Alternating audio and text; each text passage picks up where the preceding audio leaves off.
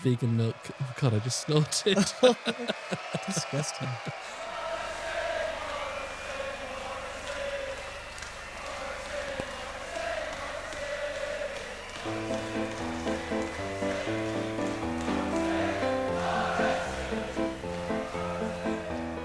Tits and teeth, Christopher. Tits and teeth. Welcome back to Morrissey and Wine. My name is George. My name's Chris. And this time we've got a topic which I would describe as the headline of the podcast, which is, are these really Morrissey's worst songs? So we're going to dig into what I have done, a little bit of chat chapati research. And these are the songs that people believe are the worst of Morrissey songs lyrically. Are they really that bad? I think we're going to have some pretty strong defenses of some of these songs. And we're going to dig into that. And, you know, it's kind of like saying, what's Da Vinci's worst sketch?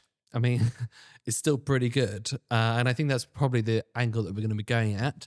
Chris, what else have we got coming up on this episode of the podcast? Coming up, Nanny Val will react to a song suggested by our Patreon members. This time it's Lester Bangs from the new album. Yes, and before we recorded this, I said to Chris, can you please explain who Nanny Val is? Because most people outside of the UK won't know what a nanny is. And you failed to do it yet again. So it's my grandma, everybody who doesn't know what a nanny is. George has a nanny. Yes. So yes, and it's Lester Bangs, yes. And it's a fabulous song, and it's about a journalist, and I'm a journalist, and Nan's very proud of me as her journalist grandson. So we'll be interested to hear what she has to say. She always has a good take. She does, and she does her research. She comes with copious notes and doesn't get through all of them, but she really does look into these songs. We're also going to do the 10-question trivia quiz, which is me quizzing Chris on Smiths and Morrissey miscellanea. And, you know, at home, you might wish to get a pen and paper or your notes app or whatever and play along. And then if you're in the WhatsApp chat, which you will be if you're a Patreon member, you can tell us what score you got. And most of the time, we aren't the best scorers, are we, me or you? Someone in the WhatsApp chat has done far better. Oh, yeah. Usually. Yeah. And I think we've got a little musical feature, Chris. We have. So we have a new section, I suppose, newish, is Morrissey and Wine Introducers. And this time we have Southpaw, a band from really far north. Up there. Up there. Even farther north than Manchester, in Scotland. And they have recorded this video especially for us. Yes. Which is quite exciting. We've seen it and it is pretty good. It's really good. So that's Southpaw, Edinburgh-based band. It's a really good video that, as Chris said, they've done just for us. It looks like a proper beautiful music video, and it's just for our viewing and listening pleasure.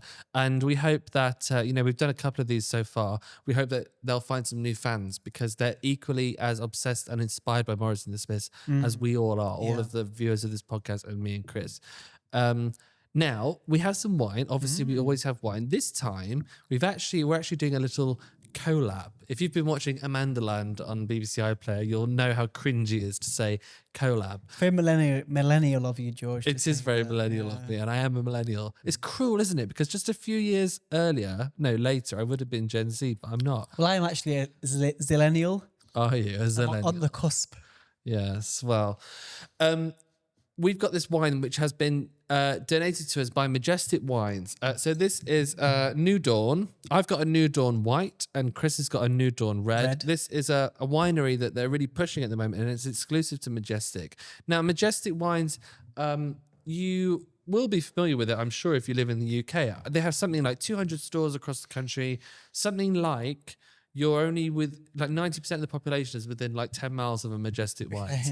So if you need wine, you can find a Majestic Wines.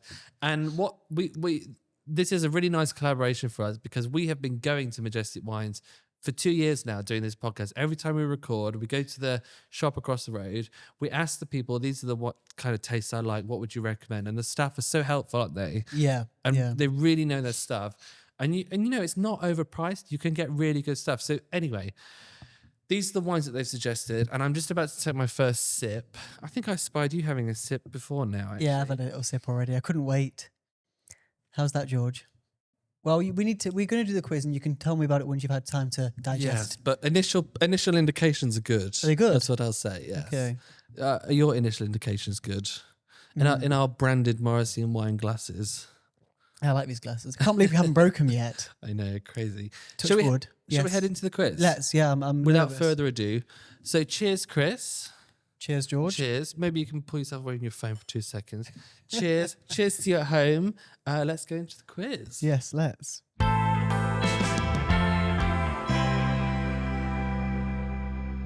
Now it's time for the quiz, the Morrissey and Wine quiz.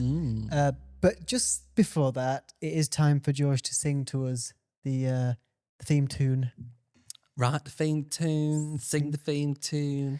1,000 Vietnamese children swarm the stage. One Vietnamese children swarm the stage. Okay. Quite a niche reference, George. Anyway, sing to us, please. Yeah, okay. Well, yes, this is the new quiz theme, which I debuted last time. Are you ready for it, Chris? No. Let's go. Chris can't actually hear the music, it's just me. It's that time again for the Morrissey quiz. Grab your pen and paper. Who will be the greater? It's that time again for the Morrissey quiz. Now you're a partaker. Gonna overtake you, break it down. Yeah. What do you think, Chris? It was lovely. Yeah, and now this, by the way, this whole thing that's going on here with me holding the headphones to my head is not an affectation. I have enough of those already. It's just a... This is practical, isn't It's a it? technical thing that we had to do. Chris couldn't hear the music, but I imagine it was probably more profound without the music, wasn't it? It's almost like a Philip Larkin poem or something. I used the time to think about something in my personal life. Must buy milk. Vegan milk. Oh God, I just snorted. Disgusting. Very becoming, I'm sure. You ready for the quiz, Chris? Chris Tarrant never snorted when he was doing... Oh, well, maybe he did. Maybe he did. There were long nights at Granada Studios. I bet Anne Robinson snorted. All right, question one, Chris. Question one. You ready? It's a good place to start. I agree. What was the name of the BBC radio series that likely inspired Morrissey's song Piccadilly Parlare? Okay. Am I meant to do some workings out here? Well, yes, it'd be nice if you, even if you know the answer straight away, it might be nice to I was explain watching some Who background. Wants to Be a Millionaire last night, and there was a really annoying guy on it, probably similar to this, and he just did the workings out, and he just sort of wasted time. I think he was trying to be on telly too much rather than playing a quiz. This was actually embarrassingly something I've not actually listened to that much. Or it's something that I know and I admire, but it's something I've never really spent much time listening to. But it does have a good question actually, because I'm wearing the T-shirt. But it has it's Round the Horn, which was with starring Kenneth Williams, one of my heroes. Correct. So yeah, correct. No, that's not your job. No, but he didn't know. So yeah. So that's correct. Yeah. Okay, well done. That's 1 out of 10 so far. About question 2, I start to lose focus of how many points Chris has got, but that's 1 so far. Okay. Question number 2. What was the real name of... Sorry, I've got this Davros set up here and I haven't zoomed in far enough. Exterminate. Question 2. What was the real name of the Coronation Street character Elsie Tanner? The actress also appeared on the cover of Shakespeare's Sister. Yeah, and I think Morrissey used her on a backdrop as well. I think it's used on a backdrop a few times. Is it Coronation EastEnders, isn't it? No, Coronation Coronation Street. Street, of course, She was yeah, called Coronation Elsie Tanner in Corrie. Yeah, Coronation Street. And obviously, well before our time, a long time ago. Andy Burnham's going to kick you out of Manchester if you don't know this kind Oh, of yeah, shit, I know. Chris. Yeah, but he's not interested in Manchester anymore, is he? As we know, because by the time this airs, he's Prime Minister. Quite. I welcome our new overlord. I, for one, welcome our Manchester overlords. Yeah, Manchester rules. So the reason I know this is not really because I know much about... I do like Coronation Street, obviously, because I have to. Otherwise, you get kicked out of Manchester. They take your Manchester card away. This was Pat Phoenix. Correct. Yep, great. And I only know that because I'm a big fan of River Phoenix, and obviously that's his mother. So that's how I know. That's how I know. It's not just for anyone that's tricked. I mean, you imagine someone in like Outer Mongolia is listening to our... Does that even exist anymore? Do they? Is listening to our podcast and they'll think that they're related because of your wayward influence. Outer Mongolia is actually Mongolia, the country. Is it? Okay. Yeah. Question number 3. Which song from the album Strange Ways, Stranger Days, Here We Come. Which song from the album Stranger Days was knocked off in the studio as, quote, a bit of light relief, according to Johnny Marr? This tests your metal, doesn't it? It does, yeah. Cocky. Sorry. What? Sorry? I don't know. You were told not to use that word. The B word. Yeah. Okay. So I think it would be, I think if you're going to, I don't know the answer. Maybe I do. But I think that if it's going to be a light relief song in that album, it probably has to be Death on One's Elbow. Correct. That's really impressive, Chris. But that is it's quite a fun song, isn't it? Yeah. Slip on the trail of all my sad remains. It's that song, isn't it? That's why. Good. No, we should stop now. Yeah, I know. Yeah. That's not why people listen to our Stop podcast. singing for George. All right, so you've got all your questions right so far, but then you are only on question 4. Question 4, which David Bowie song did Morrissey cover in 2008? It appeared on Swords and as a B-side to All You Need Is Me. Which David Bowie song? Which David Bowie song? And there aren't many. No. Oh, no, wait, there are. Yeah, but there's not many that Morrissey's covered. Yes, that's so true. I don't think it's is it Drive-In Saturday? Correct. That good. wasn't too bad because there's not many songs that Morrissey's covered of Bowie, is there really? I'm trying to think. Is there any others? Something about going to a dome. So reading in a dome. Am I on the right track? I don't listen to this song a lot. What are you talking about? In Drive-In Saturday, the lyrics are talking about like in the dome where people read. So it's just not ringing any bells with you. Right, I'm going to Google it on Davros. Google it. Davros. I've just started typing Davros. Drive-In Saturday. I am now telling the computer exactly what I can do with a lifetime supply of chocolate. Right. I'm going to find the dome line and then you're going to feel like a right turd. Okay. He says, let me put my arms around your head. Gee, it's hot. Let's go to bed. I'll ring and see if your friends are home. Oh, this one. Perhaps the strange ones in the dome can read us a book. We'll end up alone. And so actually, screw you. Is this the song that has Chris the Wonder Kid? Yeah, Crystal. Isn't it Crystal Wonder Kid? Well, let's have a look. I feel like we're going down a rabbit hole here. We're doing a quiz, George. Okay. All right. Let's go back to the quiz. Question number 5. Okay. This is a fun one. Put a funny one in.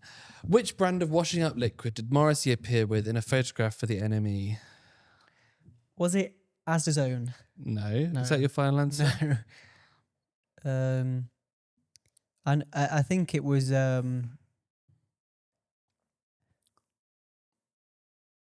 is it still a brand? Can you still buy it? Yeah, you can still buy it, yeah. And he's drinking it like that, isn't he? Yeah. Yeah. I know it's like Clover. Oh, yeah, a lot of the letters are the same. Clover. E-Clover. Remove the L. E-Cover. Correct. Yes. With no help from the host whatsoever. Yes, that's correct. Because I really want you to get 10 out of 10 and I feel like you're on the way. So that's why I helped you a bit with that one. I don't say that. You've just ruined it now. Right, you've got 5 out of 5 right so far, which You're is easy to remember because you haven't got any wrong. If you had, I'd be lost. Question number 6. What was the name of the boss of the record label Factory to whom Morrissey once said, pre-Smiths, I'm going to be a pop star? Well, I went to Factory, the club in Manchester recently. I don't think that has any relation to I don't think they're business related. I don't know. No. I don't think so. Well, this is I think this is a relatively easy one. I know the next one's going to be hard now, I'm sure, but this was Tony Wilson. Correct. And Tony Wilson was famously played by Steve Coogan in 24 Hour Party. Yeah, which is a really good film if you haven't seen it. I think we might have even suggested this film in the podcast in the past. But there's a scene where he's sort of I don't even think I've seen the film properly, but he's sort of on a rooftop somewhere. Yes, he is. Yeah. And then the sort of is he in sort of despair or something? And the clouds part and there's a big bang, and then God's there and he just says, "You should have signed the Smiths." And also, so Tony Wilson said, we've mentioned this on the podcast before, but Tony Wilson said, I think Morrissey is a woman trapped in a man's body. Yeah, this is such a good quote. And he said, I think Tony Wilson is a man trapped in a pig's body. What a good comeback. Yeah. So you have got 6 out of 10 right so Buried far. at the Southern Cemetery in Manchester, Tony Wilson is. Yes, I think you've taken me to see his grave. Along with Andy Rourke. It's a long afternoon. Question number 7. In which Morrissey... Sorry, George. In which song did Morrissey sing, I wanna be the first stand-up comedian in outer space? But he sang it in tune and it was the right... In which song did he sing that? Yeah, in which song did Morrissey sing, I wanna be the first stand-up comedian in outer space? Oh, I've got you there, haven't I?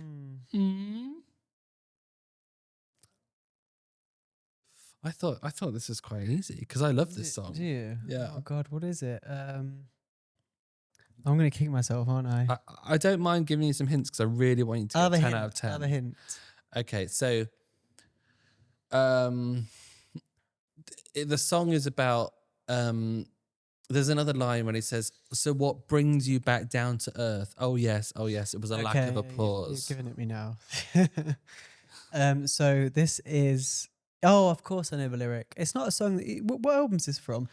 The song. I know the answer. I'll give you the answer. Yeah. Fantastic Bird. Correct. Thank you, Gary. Thank you, Gary. And what album is that from? Well, it wasn't actually, to the best of my knowledge, it wasn't actually on Southpaw until it was reissued and then it was put on Southpaw. Yeah. But it was actually recorded 2 years before they made Southpaw, so quite why it was on the reissue, no one really knows. Yeah. But I think it's a fantastic song. I didn't mean that was not even a pun, is it? It's just not thinking for yourself. Not fun, really. I think it's a very good song. But this idea, you want to be the first stand-up comedian in outer space, and you've because he says in this song about you got your degree. Oh no, that's another song. You got your degree and then you flew to Mars. That's a different song that's on Swords. But That's in this a really good song. he talks about flying to Mars. It's like this idea that like science might be fantastic and it might give you lots of answers, but it's not going to give you love. Yeah. There's some really good. So actually, there's lots of good lines in this one around that. Like you sort of build yourself up, but then you. But what's the lyric about that? I think he says like science may thrill you, it may even kill you, but it will never love you like I do. Never loved you like I. Yeah. So you've got 7 out of 10 so far. I hope, Gary, have you got the confetti ready? Because Will it be the first? It'll be the first Morrissey and Wine 10 out of 10. yeah, it'd be like So he wants. obviously, I'm not going to get it now because we've built it up too much. But I'll put it in post. You put it in post, okay? okay, post production. Right. We can't afford actual confetti, No. obviously.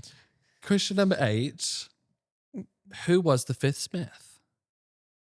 The fifth Smith was. We were talking about him earlier. We were, yeah. Not on the show, but earlier. Earlier in our private lives. Private lives, we do have. Just none of your business. Yeah, they're prying.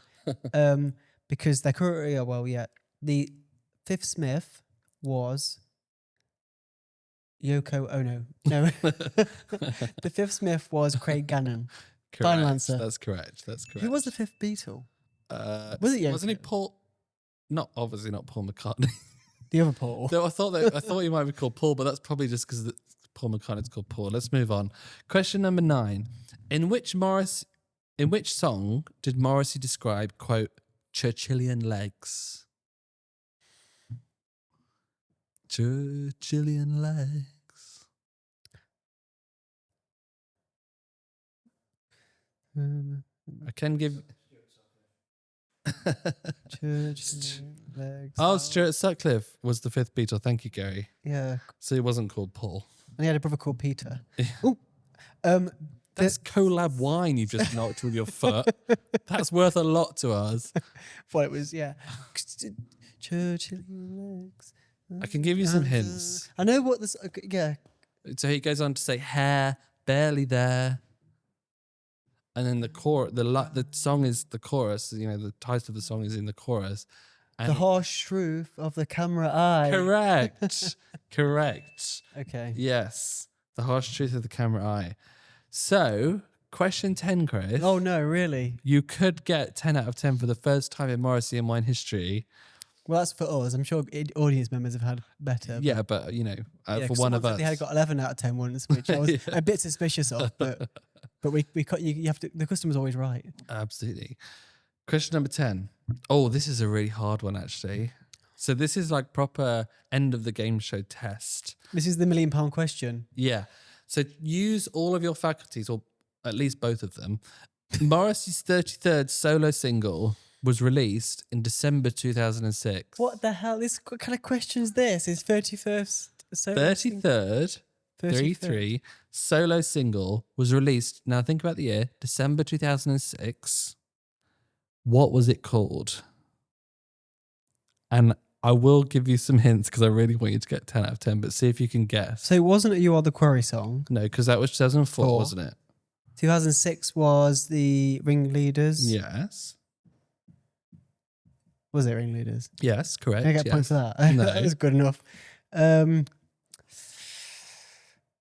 That's a really hard question, isn't it? The £1 million question. It was a hard question, but I didn't expect you to get all the other ones right. This would be such a big moment. I just threw it in. Can we have a 50-50 or is there anything like that? All right. You I phone a want friend? 50-50? Yeah. You can phone a friend, yeah. You can pick that phone up, but no one's going to answer. Also, you don't have any friends. Oh my God. 2491. That's an antique. Oh yeah, sorry, Gary. All right, I'll give you 50-50. I'll give you 50-50. There's not 4 questions, not 4 answers though, is there? Do you know how 50-50 works? Yeah. Oh no, I don't actually. I'll give you 2 answers and you can choose one. You can choose which one you think is right. That's quite generous. So was Morrissey's 33rd solo single, was it Dear God Please Help Me? Or was it I Just Want to See the Boy Happy?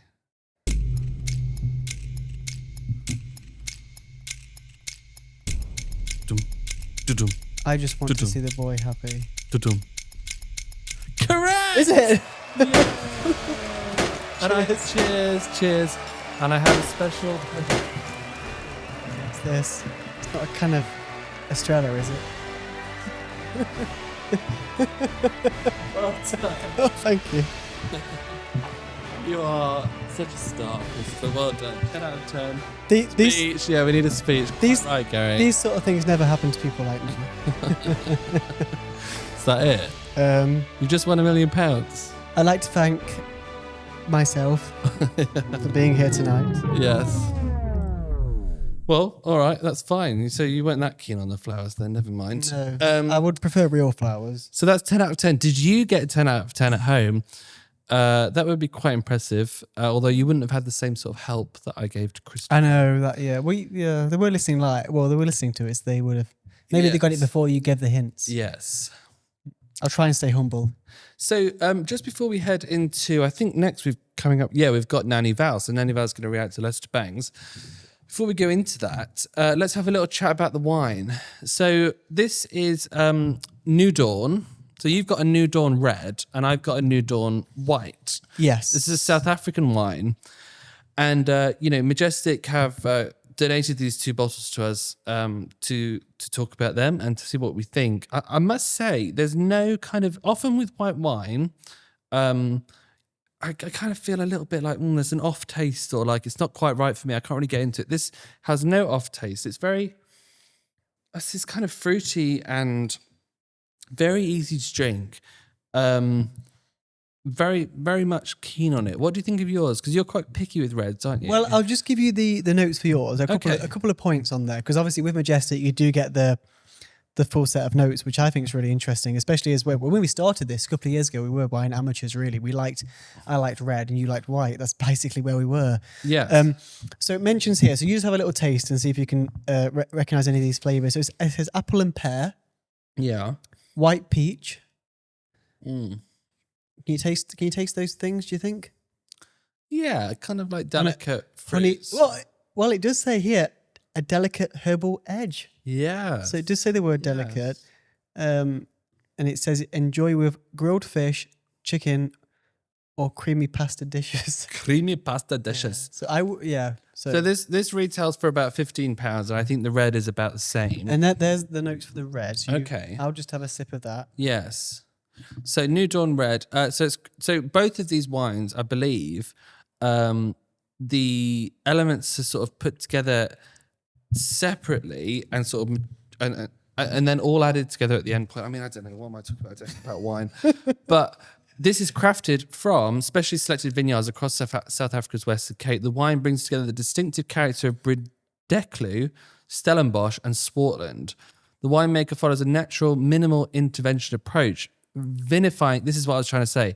Vinifying each vineyard's fruit separately Yes. to preserve their unique expression before blending. That's what I was trying to get Because at. on the back, it does say about, it just say here, like, it's like Sauvignon 30%, Shiraz 27%, and the other ones are, there's like different sort of percentages. Yeah, so these are all done separately, which is, I think, is an unusual thing, and then they're all put together at So it's the basically final a point. cocktail. Well, perhaps. And this is nice, and it's also not too sweet. So what are the flavors for this one? Well, it's described as smooth and expressive, so you can expect flavors of dark cherry. I know you like a bit of dark cherry in your chocolate, in your wine. Plum and blackcurrant, with a sprinkling of dried herbs. I don't know if you can taste kind of herby, slight herby taste, and savory spice. It's definitely more on the savory side than the sweet side. Yes, because you generally would prefer a sweeter wine, wouldn't you? Yeah. But as non-sweet wines go, what do you think of this one? I think it's really good. Yeah. Yes. Because, £15, in fact, because that's the New Dawn White. Let's have a look how much the red costs. Was it £15? 15. Yeah, so they're both £15, which, so we would tend to try and choose a wine for about £10. I mean, that was 2 years ago, and inflation has been turbocharged since then. So maybe our new benchmark is about 15. I think if you like wine and you want something decent, £15 isn't that much to spend. And it's worth it because you buy a bottle for like £7.50. A lot of that is tax. So really the wine you're paying for is like £2 or £3. Whereas if you go up to £15, you're getting so much more quality for that sort of price. And, It sounds like you know what you're talking about, George. I think it's worth it. And yeah, I mean, of course, you have to wonder how authentic is a response going to be if Majestic are giving us these bottles of wine. But I can honestly say this Weiss is really good. And you can find it on the Majestic Wine website. So that's majestic.co.uk. Or, as I said earlier in the show, apparently like 90% of the population live within 10 miles of a Majestic. Yeah, So there's not many Majestic deserts, is there, in the UK? No. They're all sort of around. And like you said, I think I know when I've been in there before as a sort of a wine Philistine, it rhymes. I've gone in and I've sort of said, £15 red California, and they've taken from that and they've gone and got me something good. So they're the sort of things you could benefit from when you go somewhere like that. And this is really good, and I'm really glad that they want to work with us. Yeah, and this thought just occurred to me, like it's a bit like people say, oh, no one goes to the pub anymore because you can just buy your wine at a supermarket. Like that's true, and you should always go to the pub if you can. But companies like Majestic Wine, they really care about wine and where it comes from and how good it is and what they can recommend and all this stuff. If you don't support businesses like Majestic Wines, it will all just be Tesco and Sainsbury's. And sorry, but that's not the kind of place I want to live. So we should support it where we can. And if you fancy a little bit of this New Dawn, whether you prefer a red or a white, have a look at majestic.co.uk. And £15, treat yourself. Well, cheers, George. Cheers, Chris. And cheers, Majestic Wines. Yes, thank you for the bottles. We really appreciate it. Keep them coming. Yeah, more please. And now we'll go into Nanny Val Reacts, and we'll hear what her take on Leicester Banks. Cheers.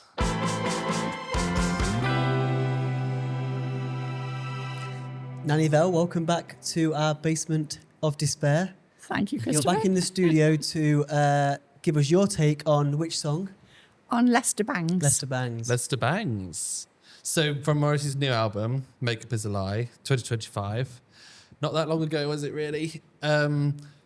This song was suggested by Jamie Burton on Patreon and also George Bray. Mm-hmm. We did choose a George Bray song last time, but the thing is, I make the YouTube playlist for you now. You don't know who. Yeah. So George Bray is obviously just quite tuned into what you like when it comes to Morrissey songs. What did you think of the song? Just to start with, on first listen, what was your first listen reaction? I liked it a lot. I started off with the bass guitar intro, and then it went into a piano, and then his voice came on, and I thought, I'm going to like this. So I did sort of have a good feel for it as soon as it started. So I thought, I would like it. And I did. I liked it a lot. And so we've got a song here about a journalist, essentially, Correct. a music journalist, who Morrissey appears to say he's always loved and loved since he was a teenager. You know, because he says 3,000 miles away, this nerd hangs on your word. The more I've looked into it, that's true. Is it true? Oh yeah. So because I always thought, well, why is he mentioning Lester Bangs now? Like, 40 years into his No. career. But go on, tell me, what have your investigations Excuse me. divulged? Well, Morrissey started going to concerts. He went to like Lou Reed, the Velvet Underground, and that when he was only 13. So he was dead into, lots of them, and the New York Dolls and Roxy Music. All those were all his favourite groups. And he was a very keen, poet, a writer. He was always writing into fanzines and things like that. But he also bought lots of the magazines from America. And this guy was the main music critic of rock music and punk music and that. And he really admired him because he was a bit like Morrissey, very scathing in some of his articles. Morrissey did it with, who did he do it with? A few years later, in the Record Mirror, he was very scathing about Depeche Mode. Depeche Mode. Yeah. Yeah. But this guy was very well known in America, and he was like our present day influencers. He could make or break someone. And one of the funny things I found out afterwards, like with Lou Reed, who Morrissey went 3 or 4 times to see and he really loved, he and Lester Bangs had a great relationship in the beginning, and then Lester Bangs said something, criticised his new way of working, and there was the guy rang him up immediately. Lou Reed rang him immediately and had this big debate with him, and they had a sort of vendetta going on for years. That it carried on over the year. But mind, this poor guy only lived till he was 33. So yes. Well, in this song we have drugs and Allen Ginsberg books and waking up in 4 a.m. pain, and I mean Morrissey has said about Kerouac, didn't he? What's that?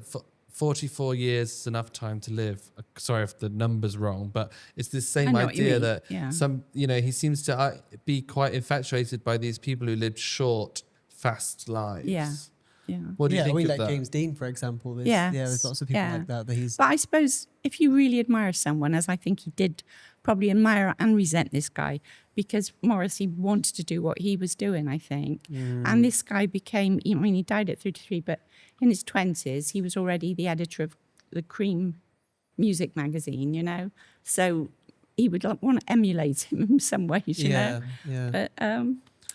But he took apparently it wasn't intended, but he took an overdose. He was always drinking these cough medicines that were, and he had that and Valium, and yes. That was. I think the song is very. I don't know what your take is, but the song is very descriptive of the of this guy. Yes. There's lots of. He describes him in a few ways. For example, the stained T-shirts. Yeah. And wrapped in an American flag. You can sort of picture. Yeah. I think even before I realized what he looked like, I had the song gave me an idea. Yeah. What do you think of that? Like, do you think? No. Did you know who he was before, and did you? No, I personally didn't. But I'm not big in the music world. I don't. Yeah. I'm not Yeah. musically inclined. Big in really. Japan, I think. Very big in Botswana. Do you know what I mean? I've never been someone that really understood music or went into it in depth like all you lot do. I've never been that person, unfortunately. Yeah. But he was obviously acknowledged by people in that music community. After he died, there was a guy, and I don't know if you've watched it. There's a guy called Cameron Crowe. He directed a film, and it was called, sorry about this, guys, Almost Famous. And there's a complete, he's in there. Lester Bangs about is in Lester there. Bangs. Was about Lester Bangs because Okay. he's already died. But Cameron Crowe had gone to him and asked him, advice because he was a young guy and he wanted to know about being in that industry. And he'd become a mentor for him. So Cameron Crowe obviously really admired him, and he made the whole film about him. There were lots of other famous people in it. Yeah. So do you think that someone like Lester Bangs, is there something kind of perverse about making him into a role model when, Yes, he did lead a blazing life, but he did die at 33, having taken too many dodgy drugs. Yeah, but he was also, he wrote a book about Blondie, and he wrote another book, a strange one called something else. I got to look. Psychotic Reactions and Carburetor Down. Okay. But a compilation of all his articles, I think it was. But he was obviously really respected in the industry, even by, as I said, Lou Reed, who they went on with this word vendetta for years. But when the guy died, Lou Reed wouldn't perform that night or didn't have an after party or something. He couldn't cope. Just didn't have with an it. after party. Oh, they're so brave, Lou. How honourable of you. Yeah. I think that's, I really like how you dig into all the background history, because I think that's something that people are interested in. And also when you say about him being respected in the industry, I think there's maybe a link there to Morrissey, because a lot of, there are some people who are into music but don't always know who Morrissey is or the Smiths. It's not maybe not their area of music. I've got some friends that are, they're more into maybe sort of like general pop music, but they often they'll sort of be confused why, because to us Morrissey's the biggest thing ever, and we were obsessed and we love Morrissey, and as anyone should. But I think to them, a lot of them, I'll say, well, you do know that this person is a really big Morrissey fan. They like Miley Cyrus or someone there. Yes, they recognise. Yeah. So it's a bit of like and sometimes when Morrissey described as the musician's musician, Yes. because there's lots of people who are big fans of him. So maybe there's a similarity there. So you're sort of saying that Morrissey is like the musician's musician, and maybe Lester Bangs was the musician's journalist. Yeah. Or the journalist's journalist. Yeah, yeah. Which is strange because I'd never heard of Lester Bangs before this Morrissey Well, song. music's journalist. Yeah, I'm not a music journalist, no. Yeah. But yeah, there's a sort of sense of insider knowledge, isn't there? About Lester And when Bangs? Morrissey says like 3,000 miles away, this nerd hangs on your word. And I'm sure that was true because he was so into his music that if there was someone like that he admired because he had that sarcastic sort of wit, he would have been dying for the next article to come through and to read it, And I thought, he was only 11 years older than Morrissey. I thought, what a shame he wasn't around to actually talk about the Smiths and that sort of thing. It seems, and I'm sure he would have liked the Smiths. Absolutely. That's why I think there's a real link there with the lyric you just mentioned there. 3,000 light years away, this nerd hangs on your every word. I think that to me is almost a mirror of the Paint a Vulgar Picture lyric, which is what's the lyric in Paint a Child from Those Ugly New Houses. It's almost like he wasn't quite in the right time to meet him. Yes. And it's sort of, that's Morrissey being in that position. He's putting himself in that position, isn't he? Yeah. Because often we feel like, we'd love to spend an evening with Morrissey or go and spend time with him, whereas this is him doing that to somebody else. Yeah. And the last line is, I lean and you're leaned upon when all my youth went oh so wrong. So he obviously was very important to me. He consoled him reading his, articles and reading his sort of take on different people was obviously really important to Morrissey. Yeah. So we have scrapped the league table because it all got too complicated. Yeah. But what I'm going to ask... into that league table. You did about 4,000 light years ago, yeah. Light years, that's a measure of distance, isn't it? Anyway, Nan, I want you to give a thumbs up. Oh, my goodness. A thumbs like this or a thumbs down. Our very own Julius Caesar. Nanny Julius Nanny Caesar. Nanny Caesar. That sounds like a nice It will salad. be live then, live. Live. You want I like this one, yeah. So it's a thumbs up. Okay. Yeah, thumbs up. Yeah, no, All definitely. Right. Brilliant. Well, thank you so much for taking the time to listen to all of those suggestions, because there was about 25 songs in that playlist. 25. And you listened to all of them. I did. Because you love reluctantly the Patreon members. Yes. So thank you for I doing only that. had them a few days ago, so yeah. Well, thank you, Nan. Let's say cheers. And let's say cheers to Lester Bangs. Cheers. Cheers to Lester Bangs. And cheers to you at home. So next, me and Chris are going to go into a discussion of Morrissey's worst, there's a quotation marks if you're not watching on video, worst songs and whether they really are that bad. So let's do that now and have a little bit of wine. All right, see you shortly.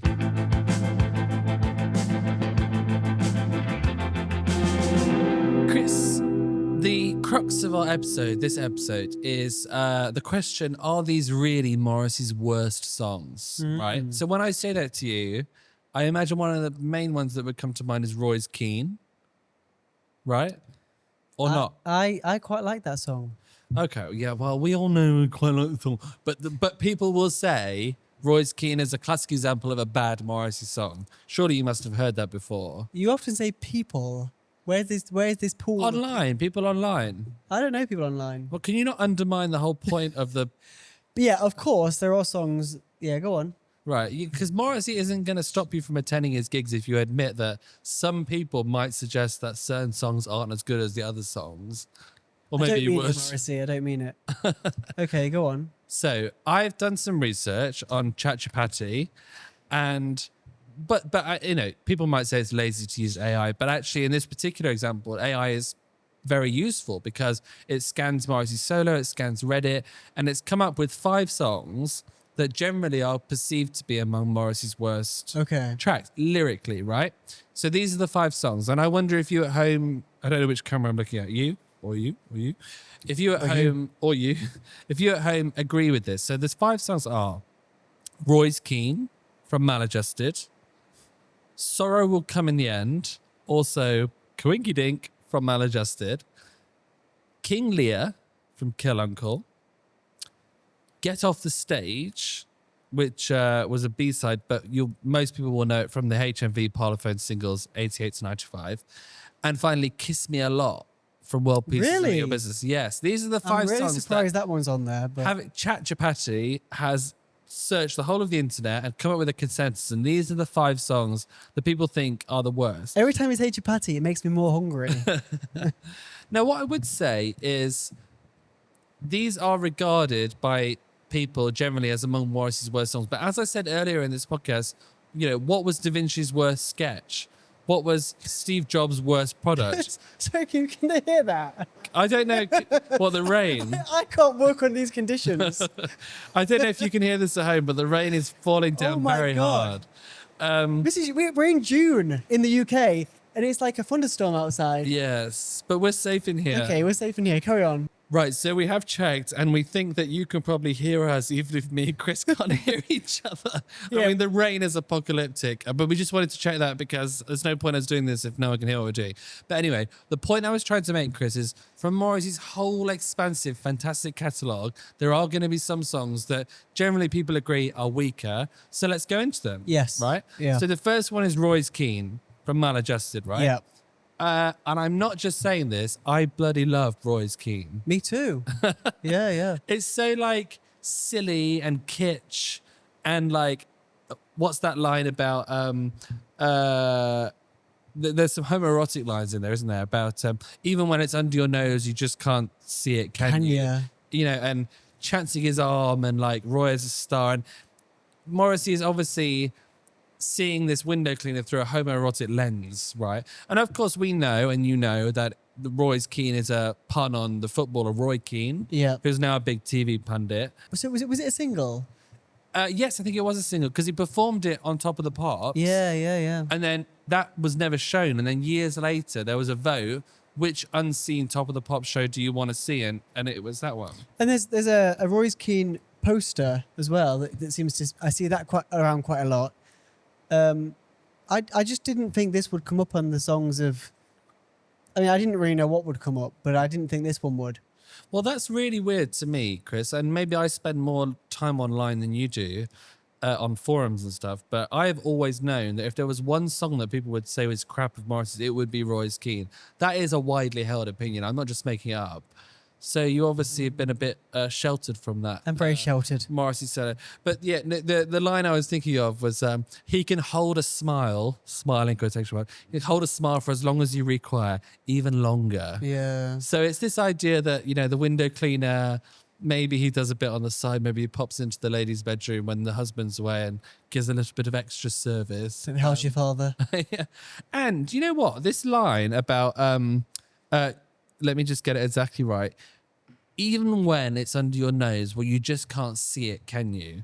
And this is such a interesting line. And I really don't think you can have a song that's crap that has a line like this in it, because he's saying all of my innuendo, all of my obvious homoeroticism, or whatever it is that he might be saying, you just can't tell what I'm talking about because right under your nose and you can't see it. And that's very much like how I feel about Morrissey songs generally, is that so many people don't get it. Good sons like you never do. Yes, it's right under your nose. He's saying such interesting things about life and vignettes and stories and the magic of the ordinary, and it's right under your nose, and so many people just don't appreciate it. So, okay, so you definitely don't think this is a bad Morrissey song? No, it's wrong. It's wrong. It's wrong. It's wrong. My insides are all wrong. Okay, right. Our mother and father. No, I think that one's wrong. I think that shouldn't be on the list. Okay. Well, I'll send a letter to Sam Altman at Chachapati. We must carry some weight. Now, number 2 on our list is also from Maladjusted. Now, of all the albums that Morrissey's done, Kill Uncle and Maladjusted are generally considered some of the less good ones, right? I don't want to say that too harshly, but that's what people say. So this second one is from Maladjusted. So what's the second one then? Sorrow Will Come in the End. Okay, this song, I think, it's who we're talking about here. If it's just the general people, then if I guessed any Morrissey song would be low on the list of people liking it, this would be it. But as a Morrissey fan, and someone who's not just listening to the songs, but also as a Morrissey, as a person, as a human, as a cultural icon, as a singer, everything else, this song gives you something that a lot of songs don't give you. Because he's basically talking, isn't he, really? Yes. Which is something you don't get in many Morrissey songs. This is more of a talk than a sing song. So I think this, as a Morrissey fan, this has a lot of weight because it's different in my opinion. But I can see as a general sort of someone who just listens to the music, it's a bit odd, isn't it? It's out of character for his songs. It's definitely, if you listen to Shuffle Morrissey, it's very out of character. Yeah, if you're listening to really, We Hate It When Our Friends Become Successful, Our Frank, and then this song comes on, Legalize Theft. Yeah, you're gonna skip. You would skip this at a party if it was. Oh, at a party, yeah. And I don't think, to be fair, I don't think it's come on that many times at the Smiths Disco at the Strongata in Manchester. No. The monthly Smiths Disco. So maybe that's a good litmus test. Yes. For this sort of thing. And so I spoke to someone who was friends with Mike Joyce, because it was Mike Joyce that this song is about, right? It was Mike Joyce. Well, I suppose it's likely there's a link there. Yeah. Okay. Well, I'm just trying to establish whether it was Andy or Mike, but if it's going to be one of them, it'd be Mike, right? If it was one of them, it'd be Mike. Yeah. This song was about Mike Joyce. Yeah. I don't think that's the question. I don't know why you're dancing around it. But anyway, someone that I spoke to who was friends with Mike when this song came out, the first time Mike listened to it, he burst into laughter. He thought it was the funniest thing that he'd ever heard, was Morrissey doing this singing song about him. And I think it takes someone who knows Morrissey intimately to be able to laugh at that, because he's not saying I disrespect Morrissey anyway. He's saying it's so funny that he would make this whole song about him, and sorrow will come in the end, and legalize theft, please be bereft. All this really dramatic stuff. I think that what I would say is that it's noble and interesting of Morrissey to divert in this way and to do a singing song. That's interesting because Morrissey's always pushing and he's always trying to do something new. I'd say it didn't really come off that well. I think if you can't play it at a party and you don't want to listen to it when you're on your own, what scenario is the song good for? Because do you ever listen to this song when you're on your own? I like it in some ways, yeah. No, you didn't answer the question. Do you ever listen to this song? You're on your own. Yeah. Would you go, oh, well, let's listen to Sorrow Will Come in the End? That'll put me in a... I listen to all Morrissey songs when I'm on my own. But this one, I like the liar. Yeah. I like that part. But I definitely agree that if I was pushed at gunpoint for £10 to say 5 songs that Morrissey, the least favourite Morrissey songs of 100 people, this would definitely be there. So I do understand why it's come up on the list. Yes. I don't understand Royce Keane, but I understand this one. Although personally, as a caveat, I like it. All right. Number 3, maybe you can be a little bit more honest in your appraisals, is King Lear. Oh, I love this one. Well, so King Lear was on Kill Uncle. And this Great is, album. This is the one when he says, your boyfriend, he went down on one knee. Oh, well, could it be he's only got one knee? Which is, I mean, how can you put a song in a top 5 list if it has a lyric like that? Well, you're quite right, because what I would say was when I was a kid and my job was to clean up the kitchen after dinner, my stepmom Ajit had walked in while I was playing the Kill Uncle CD on the hi-fi, and it was that line, could it be he's only got one knee? And she laughed out loud. She said, oh my God, is that Morrissey? That's really funny. So I would actually defy anyone to say this is a crap song, when an outsider who doesn't really like Morrissey will hear a line from it that many people might deride and laugh and say, that's fantastic. I mean, it's a little bit muddled, isn't it? You know, it's this, oh, he's got the gift of the gab, or could it be the gift of the grab? Grab. I mean, I get that it rhymes, but I don't really think it works. No, I don't know. I think that does work a little bit. It's sort of like to me, this is a bit of a Dagenham Dave song, isn't it? It's like a lad like getting down on one knee and gift the grab. This song also has quite a culty line.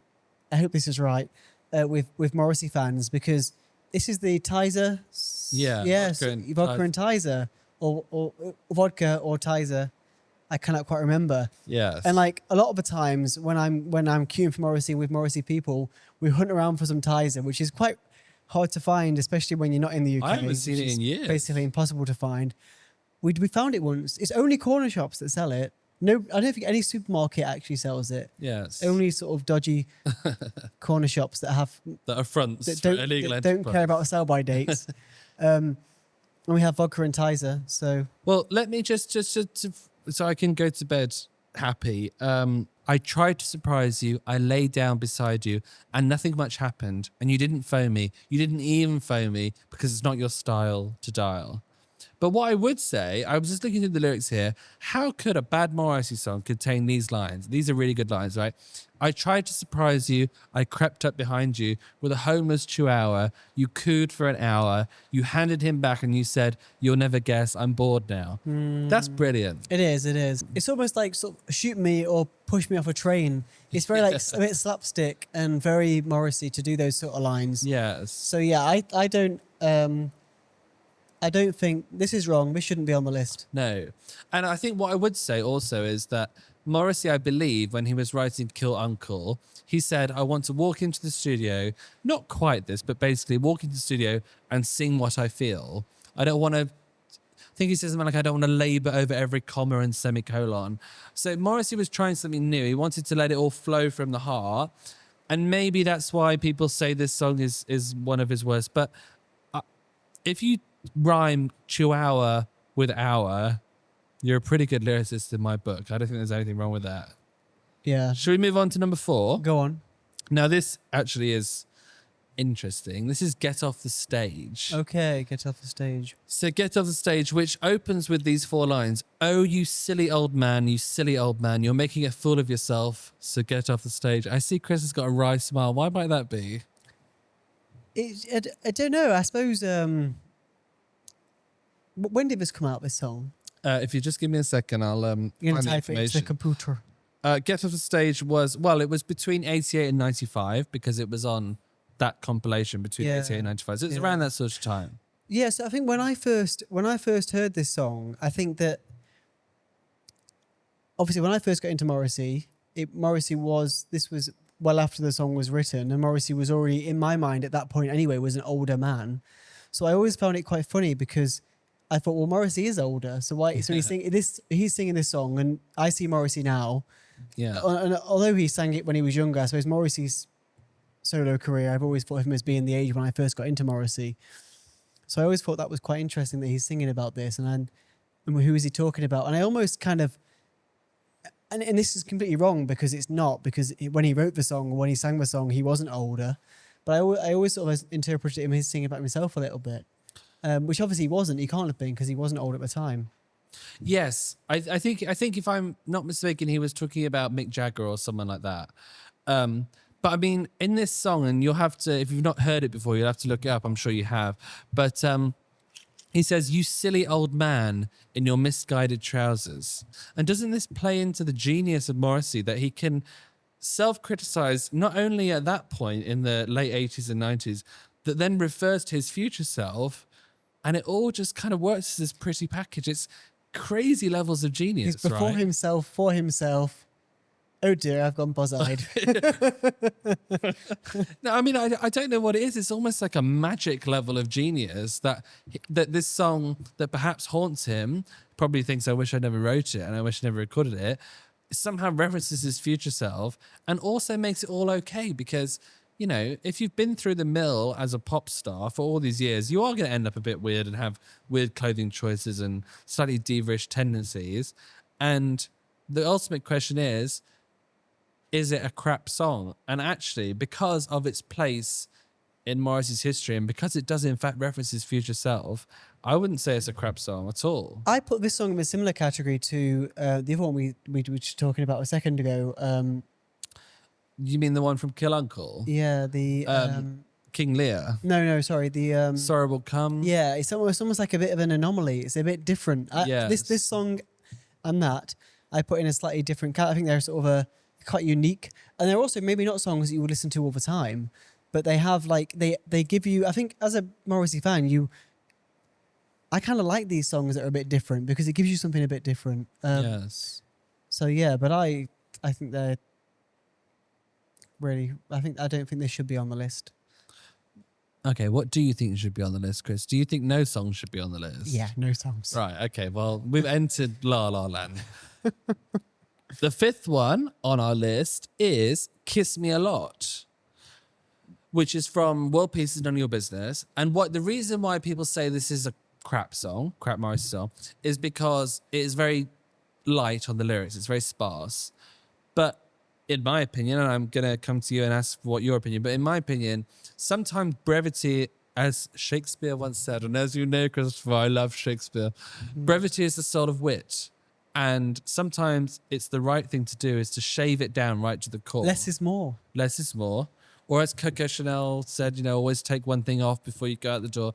Always make it smaller. So actually, I would prefer it personally if he expanded a bit more on the lyrics. But if he's going for a short brevity, soul of wit style of song, this isn't so bad, right? But what do you think of the song? Yeah, I mean, this song to me, like all songs in the album, World Peace, have something quite close to me because that's the album that I got into when I first got into Morrissey. So, Yeah. and also watching Morrissey sing this live at Razzmatazz in Barcelona in 2015, 16. And when he sort of, some woman, we think a woman, threw a bra onto the stage, unless it was a fix. And he was sort of twisting the bra around like this, spinning it around and singing Kiss Me A Lot. That I think it's such a great song to me. And I can't really see it as a bad song. I mean, maybe you're right. The lyrics are limited. I mean, what is it that limited? well, There was there's a obviously lot of repetition. there's a lot of repetition. There was obviously this sort of music video that came out of two women in bras. Yeah, which was I think Sam, his nephew, Yes, had a yeah. lot of creative control over that, as far as I understand. And yeah, that was that video. I mean, in the lyrics, I think it can't be it's like I said before with King Lear. It can't be a bad song if it has these lines: Bastille, Mausoleum, Stockyard, Churchyard, your mammy's back. Yeah. I mean, that's just genius. It is, yeah. How could you? So you might say, "Oh, send in your little green pen letter to Morrissey. You didn't include enough lyrics in your song, Kiss Me A Lot." Well, why should he? And I suppose as we reach the end of this analysis of the 5 worst songs that Morrissey's ever done, then the conclusion has to be, as I said, like, what is so bad about a genius's worst bit of art? A genius's worst bit of art is going to be 10 times better than an idiot's best piece of art. And maybe that's okay. I mean, of course there's a Your ranking. quiz theme tune. What? Your quiz theme tune. That's the idiot's best piece of art, yes. I mean, he is a genius, and it reminds me of like Philip Larkin. He had Juvenilia. Do you know what Juvenilia means? Like stuff that you do when you're a young artist that you hide. You don't want anyone to ever see. Well, it's interesting you say it because there is, I don't know where this was, and we should find it, but Morrissey did sort of mention in an interview or mention somewhere that they're all like he sort. I think it was around 5. There's a few songs that he said. We have to find this, but he said there is like a few songs that I really hate that he wrote that he would never sing it, that he wish he regretted. I think some of them probably were from Viva Hate maybe even. But I suppose we'll never know what they are, or he hasn't told us what they are. The only way you'll know is by the fact he hasn't maybe replayed them, re-sang them live.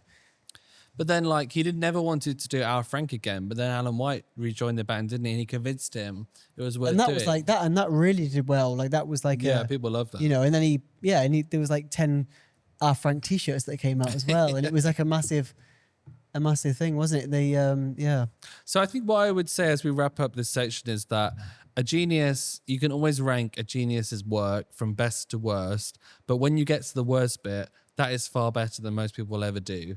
And these songs, if I had to go to a desert island and I only had these 5 songs on a playlist, it wouldn't actually be that bad. I would quite like it. So are these really Morrissey's worst songs? Maybe. Are they good though? Yes, absolutely.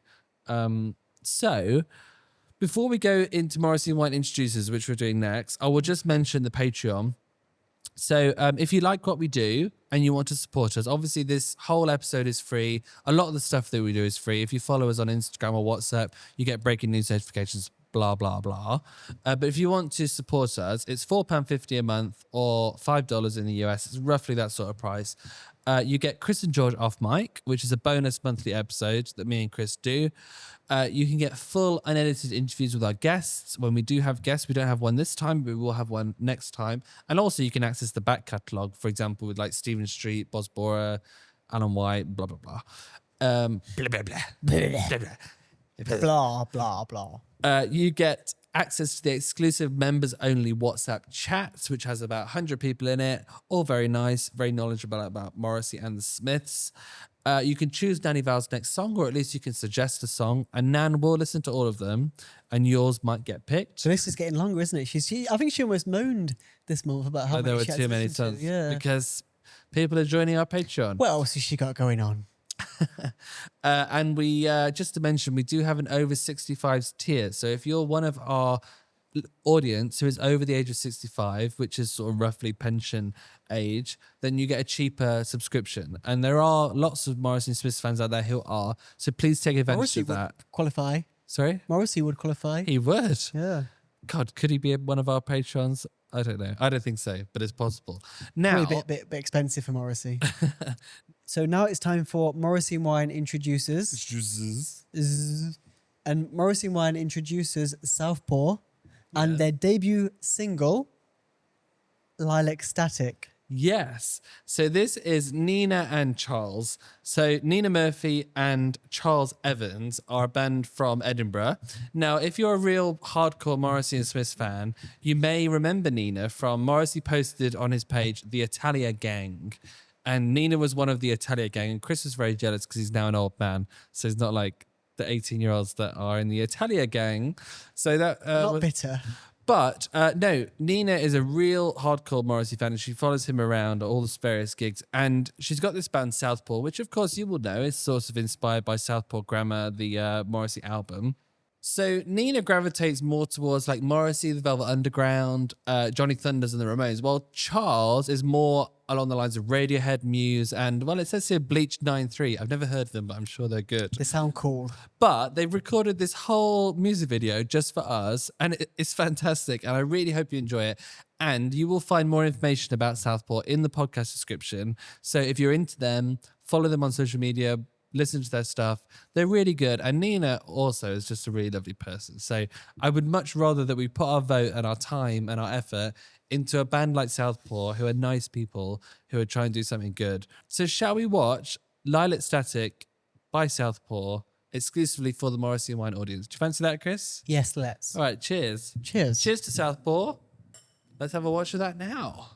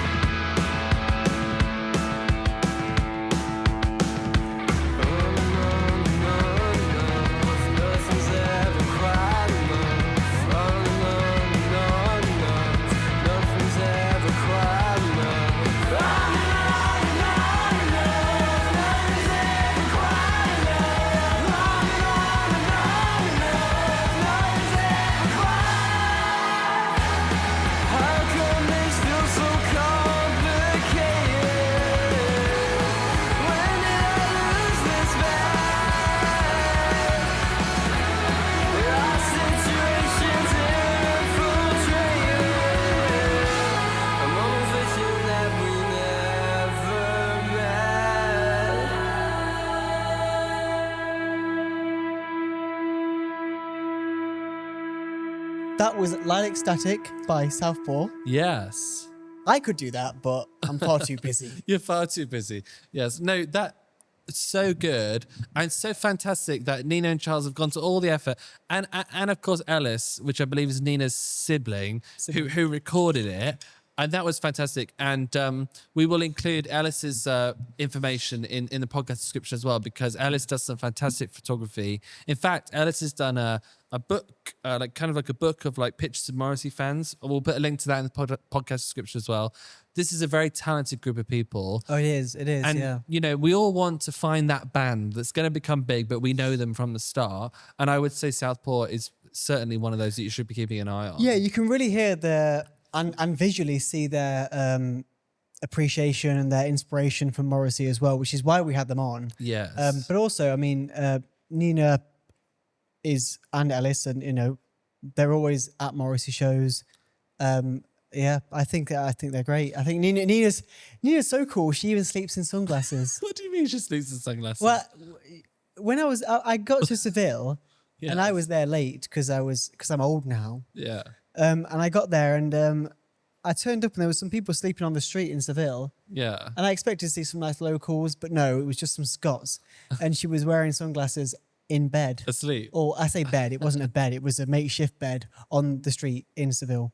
I'd say sunglasses that's on, a very yeah. Debbie Harry thing to do. So I think their next album should be I Sleep in Sunglasses. Yeah. And if she does that, I want some royalties. Yes. So look, if you're interested in Southpaw, and how could you not be after watching or listening to that recording that they did just for us, then check out the podcast description and follow them. Because not only that, did they also won a competition, a Pretty Green competition recently, from loads of bands. They were picked as the best one, and they did a live gig. And Did they I get some don't free know- clothes? Did they get some free clothes? I don't know. Did they get free sleeping sunglasses? I don't know. But no, fantastic. And thank you so much for doing that for us and for our audience. So all that's left to do really, Chris, in all honesty, is to end the podcast because we've done everything. It's we the need end to do. already. It's the end. So really, Christopher, all that's left to do, Christopher, is to say thank you very much for watching Morrissey and Wine once again. And if you do, I know everyone's already gone by this point, but if you know a friend or someone who might like Morrissey and Smiths, please tell them about the podcast because it all works on word of mouth. And Chris, we should probably say our collaborator, not quite our sponsor, but our collaborator, not in the Nazi sense, on this podcast is Majestic Wines. And Majestic Wines doesn't just do wine, it also does beers and fine spirits. You always see that on Fine. pubs. What is a fine spirit? It's just like nice spirits. And they really do. And they do fantastic stuff. If there's a Majestic Wines near you, go and pay them a visit. If it's just online, it's the only way you can access it. Try that as well because it's a fantastic company. But apart from that, Chris, shall we just say goodbye and Godspeed? Yes, so shop at Majestic Wines. Yes. Listen to Southpaw. Yes. And God bless Pat Phoenix. Yes. And, you know, Morris is not too bad either. So cheers. Cheers to you at Cheers. home. Thank you so much for watching. We'll see you next time.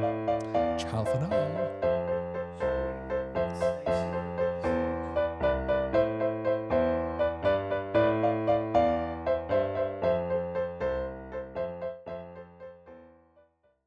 When I hear the sound of Foster's hitting me play. Oh, you're talking to me.